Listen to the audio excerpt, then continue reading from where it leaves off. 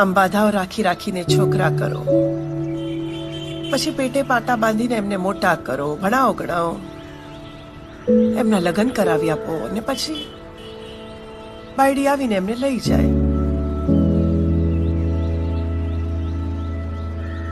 પંખીડાનું માળો છે જીવન, એમાં એમની પાંખોનો શું અંગ? ઉડવા દો એમને, આપણે એમનું આકાશ બનીશું.